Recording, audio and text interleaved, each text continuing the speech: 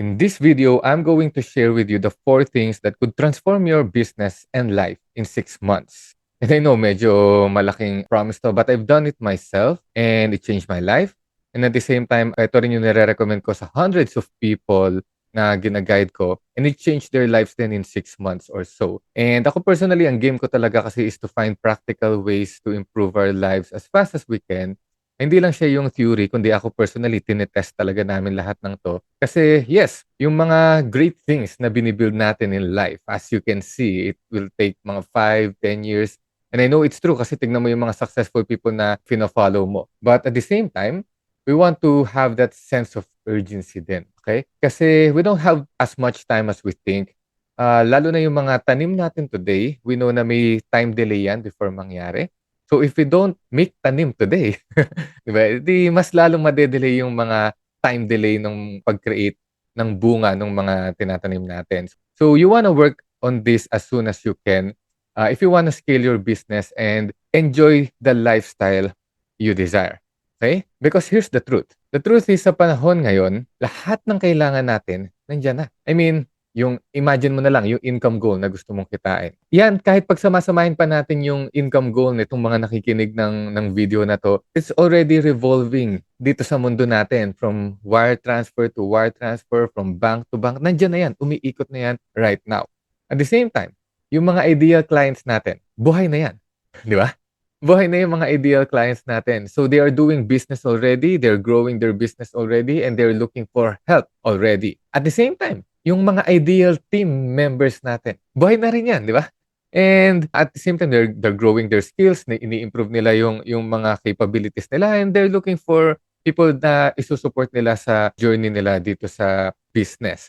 And finally, yung mga tools and resources, karamihan ng mga kailangan natin to find clients, to deliver our services, to improve our operations, to improve as a leader, available na yan out there. Lalo na ngayon na may rise yung AI, 'di ba? So, ang tanong na lang is bakit kahit nandiyan na lahat ng kailangan natin, bakit hindi sila nagfo-flow papunta sa atin, 'di ba? 'Yun yung tanong. And dun papasok ngayon yung formula natin dito kasi isa sa reasons kung bakit hindi sila nagfo-flow papunta sa atin kasi merong mga natural limitations tayo as human beings. Hindi ito yung mga limiting beliefs na karamihan naririnig natin out there. This is more about our limitations as human beings. So, paano ba natin makikita yon? Diba? So, basically, ganito kasi yung nangyayari. So, merong symptoms. Okay? And then from there, base siya, syempre, sa problem. Yung symptoms na yon. And yung problem na yon na nag-cause ng symptoms na yon is meron pa yung root cause. Okay? Meron pa yung root cause. So, kung titingnan natin yung symptoms, parang ito yan yung mga nag-workout 12 to 16 hours a day. Ito yung inconsistent, yung cash flow natin sa business. Ito yung mga merong underperforming na team, yung medyo stress yung week to week, and so on and so forth. Yun yung mga symptoms. On the flip side, meron ding magaganda yan. Siyempre, ito yung nag-work ka lang ng 8 hours or less in a day, tapos consistent yung income, tapos high-performing yung team. So, yun, lahat ng yun, symptoms yun. And yung symptoms na yun is galing siya sa isang problem. 'Di ba? Yung problem is coming from resistance. Kadalasan yung resistance na yan, mararamdaman mo yan sa katawan mo kasi ito yung mga bagay na kahit na alam mo naman na yung gagawin yung katawan mo hindi sumusunod. Okay? And there's a reason for that. Kasi nandyan yung root cause.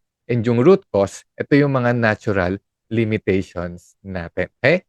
So, the root cause of all our resistances are natural limitations. So, if we can fix itong natural limitations na to, then we can remove yung mga resistance. And if wala ng resistance, wala nang pipigil sa atin to execute, which we know na yung execution talaga yung very important when it comes to business unless choice natin na hindi i-execute yung isang bagay, di ba? So, ibang usapan naman na yun. Pero ang tanong is, ano yung mga limitations kaya that causes resistance? Di ba? As human beings. So, ito yung gusto natin makita. So, basically, yung mga limitations na to is number 1 is yung energy natin. We only have a limited amount of energy na kaya natin gamitin in a day. Second is yung resource natin. Ito yung mga either human or financial resource, yung pera natin kasi limited lang yung resource natin to invest back sa business, 'di ba? So kailangan natin maging mindful about doon. Time. Yung time, as we all know, we only have 24 hours in a day. Kaya nga sabi ng iba, ito yung great equalizer ng mga successful at ng mga karamihan ng mga tao. Kasi pare-pareho lang tayo ng time. Pero bakit yung iba, kahit limited lang yung time, kaya nilang maging successful, mag-scale ng business, habang yung iba, hindi. Di ba? So, na-figure out kasi nila to. Okay? And finally, is yung knowledge. There are things that we don't know that we don't know. And yung mga bagay na yon, kadalasan yun yung pumipigil sa atin to move forward. So, of course, may mga nuances depende kung nasan ka sa level mo. Pero once we fix itong mga limitations na to, natural limitations natin, then dun magkakaroon ng, kumbaga alam mo yung parang naalis mo yung handbrake sa sasakyan. Kasi pag naka-handbrake ka, tapos tinatry mong umandar, parang ang bigat ng feeling. Eto, pag naalis natin yung limitations, parang binaba mo yung handbrake and then boom, talagang move forward ka talaga. So, ang tanong, how do we fix this? So, dito ngayon papasok yung ready-to-scale formula natin. So, itong ready-to-scale formula or yung R2S formula is focused on the core principles that allows us to live the lifestyle we desire. And the reason why we're doing this, kasi gusto natin sustainable yung scaling. Ayaw natin nakataas yung handbrake, so kahit na ipilit natin, yes, pwede tayong umandar, pero after natin huminto umandar, parang ang bigat nung feeling. Gusto natin sustainable, may flow, may consistency yung mga bagay-bagay. And we do it by removing yung natural limitations. Kasi again, remember, lahat ng kailangan natin, pera, clients, team members, mga tools and resources available na yan out there. Itong formula na to is our way to receiving yung money na yon, yung ideal clients na yon, yung mga ideal team members na yon, and yung mga ideal know-how and yung mga resources para magawa natin yung mga bagay-bagay. So, ano yung formula?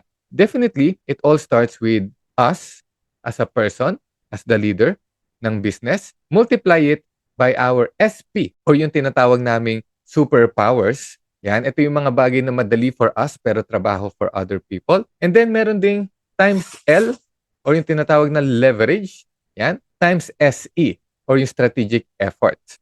So once na pag-combine natin yung mga yan, dun lalabas yung sustainable scaling. So isa-isahin natin yan quickly para we have a deeper understanding kung ano itong mga to. So una is yung strategic effort. Yung strategic effort is ito yung knowing what to focus on and what to ignore by focusing on what we call yung next required actions that helps you solve yung energy problem natin. Okay? Kasi limited nga lang yung energy natin. Maraming pwedeng gawin, pero ang tanong, ano yung uunahin?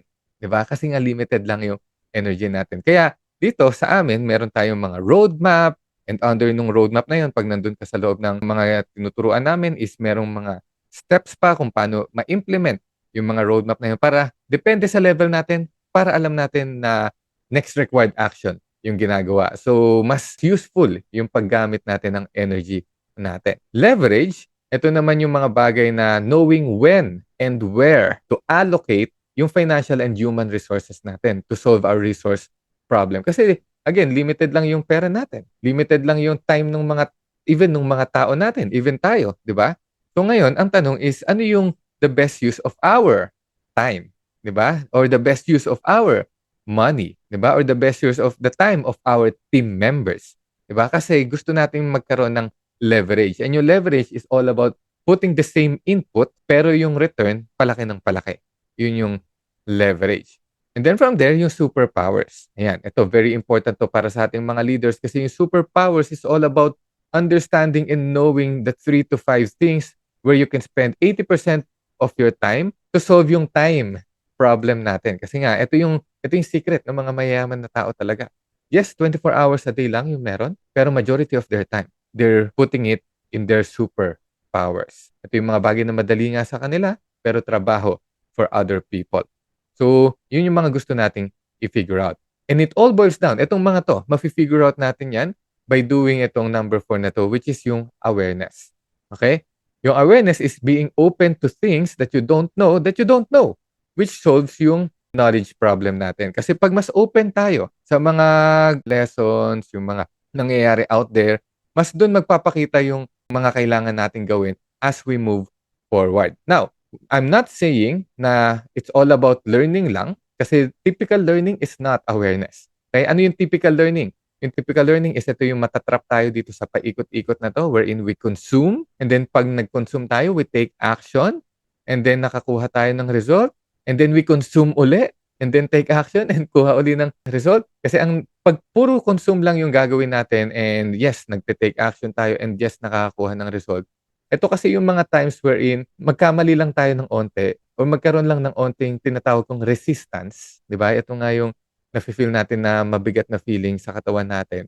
Feeling na natin may mali sa ginagawa natin and yung tendency natin to solve that feeling is to consume more information. However, kung consume lang tayo ng consume, pwede kasing iba-ibang direction yung puntahan natin. 'Di ba? Iba-ibang direction. Kasi lalo na kung ito yung gagawin natin, yung blindly copying other people. Ito yung times na magko-consume ka, pupunta ka sa YouTube or pupunta ka online, may ifo-follow kang nagtuturo do'n and yung ginawa nung isa, yes, nag-take action ka, ginaya mo yung tinuturo nila and then from there, ang nangyari is bakit hindi same yung result na nakukuha mo dun sa nakuha nung mga fina-follow mo? Kasi most probably may mga differences tayo na hindi natin nakikita, 'di ba? Ito yung awareness nga, 'di ba? And because of that, magko-consume ulit tayo. And yung iko-consume natin is galing naman sa ibang tao. And yung ibang tao yun may sarili na namang process. And yung process na yun, yun na naman yung blindly copy natin. Ang ending, bakit hindi na naman same yung result? 'Di ba? Hanggang sa consume na naman tayo uli, blindly copy others uli, not getting the good results uli. So, ito yung nangyayari.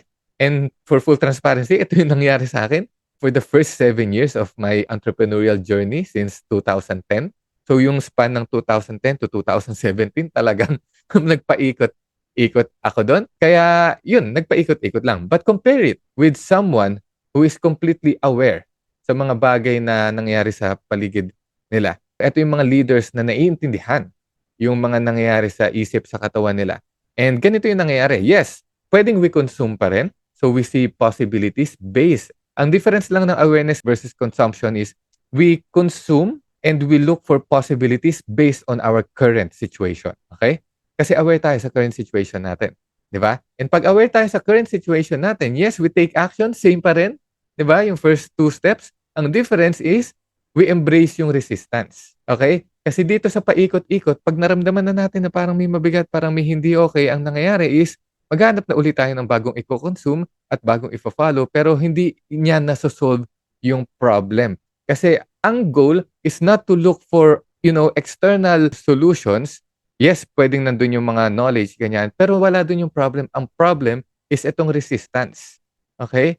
Kasi merong limitation sa atin, whether limited yung energy natin, or limited lang yung resources natin, or limited lang yung time natin. Kaya hindi tayo makapag-move forward. And kung hindi tayo aware doon, then magiging paikot-ikot tayo. But pag aware tayo, then doon na papasok yung tatanggalin na natin yung mga limitations na yon. And pag natanggal natin yun, doon na yung matatransform na yung income natin. Biglang magtutuloy-tuloy yung income natin. Yung mga ideal clients natin, we will start working with easy to work with clients na willing to pay dun sa amount na gusto nating singilin. And kaya nating tulungan, nag-grow yung business kasi fit tayo sa kanila. Diba? This is why in my experience, if you're under 3 million per month, your best investment is in yourself. Whether investment siya sa time or investment sa money to save time, gusto natin mag-invest in ourselves. Not to consume, not to blindly copy other people, but to expand our awareness. Okay? Ito, real-world example from one of our R2S members, si Froy. He started around 150K months. And then, na-discover niya yung next required action niya from just getting clients to fixing yung offer and client acquisition process niya. Kasi again, may limitation, may natural limitations. And nakita namin yun kasi may resistance. So, yun yung finix namin. From there, nag-double yung revenue niya to 300K. And this gave him more financial resources to hire more people. And itong first breakthrough na to, I tell you, within 3 to 6 months, nangyari agad to. All because hindi kami nakafocus sa consumption, but nakafocus kami sa ano yung mga maaalis nating limitations. Okay? From there is, dahil nagkaroon na ng income to have more leverage, we delegated yung mga tasks that drains him. Again, finifix na naman namin yung limitations sa mga bagay na nakaka-drain sa kanya. And now, he focuses 80% of his time doing his superpowers. And because of that, mas lalo nag-expand yung awareness and nakakapag-focus pa siya lalo sa mga required actions again. And then after, a couple of years, ang nangyari na sa kanya is ito. Ito na yung isa sa last na binalita niya sa akin. Consistent na daw yung 7 digits. Di ba? And marami pang pwedeng gawin, marami pang pwedeng ayusin, pero nakikita mo yung sustainability nito. All because of pinifix natin yung mga nagli-limit sa atin to produce as a human being. Right? So, ito pa yung malupit. Ngayon, fast forward to today, he also has an e-commerce business pa na pinapalago niya right now. And who knows kung gaano nakalaki yung sa business na yun. But compare it to typical freelancers or agency owners wherein they are not aware that there are things that they don't know that they don't know. So they don't know that there are things na pwede pa palang mas madali or better for them. Like, hindi naman lahat ng client acquisition better for us di ba? May mga client acquisition na bagay para sa atin. Right? So ang ending is, dahil hindi sila aware doon, they end up on doing things that is naturally hard for them and keep up on doing things na tingin nila, they just keep on doing things because they think normal lang na nahihirapan. And by doing what is not required, they don't have the mental bandwidth ngayon to think where to allocate their resources. Kaya ang nangyari is, nasa-stress na lang. Di ba? So dahil na-stress is yun, no leverage lalo. So they got stuck in the cycle of doing things that are draining for them, which leads to more stress, overwhelm, or worse, yung burnout that closes their minds to other possibilities because of lack of awareness. And yun yung nakaka-stress and overwhelm and burnout talaga. And I tell you, ito nga yung nag-experience ko for the past, 2010 to 2017. And hopefully, hindi ka na aabutin ng 7 years kasi nagiging aware ka na dito sa sinishare ko sa'yo ngayon. Pero kita mo ba yung difference from the typical freelancer or agency owner or someone na who is aware and, alam nila kung ano yung limitations nila, 'di ba? Imagine kung ano yung pwede mo pang magawa in 6 to 12 months. By knowing what to do, pag merong resistance na nafe-feel sa business mo, 'di ba? Imagine what more can you do if you have a sustainable cash flow year after year after year. Kasi every time na nahi-hit natin yung resistance, hinahanap natin kung ano yung limitation natin and yun yung tinatry nating alisin. So ngayon, mas nagkakaroon pa ng cash flow consistently, di ba? So this is why we were very intentional sa mga gina-guide namin and mini-maintain namin. Pero hopefully, nakatulong sa iyo tong lesson na to, and just in case need mo ng help to guide you through etong R2S formula na to, then punta ka lang dito sa bit.ly/R2S-program and you will see kung paano namin tinutulungan yung mga clients namin to scale without burning themselves out. So yun lang muna for today, and I'm looking forward na ma-share pa sa'yo yung iba pang mga ginagawa namin sa loob so that makatulong to help you scale without burning yourself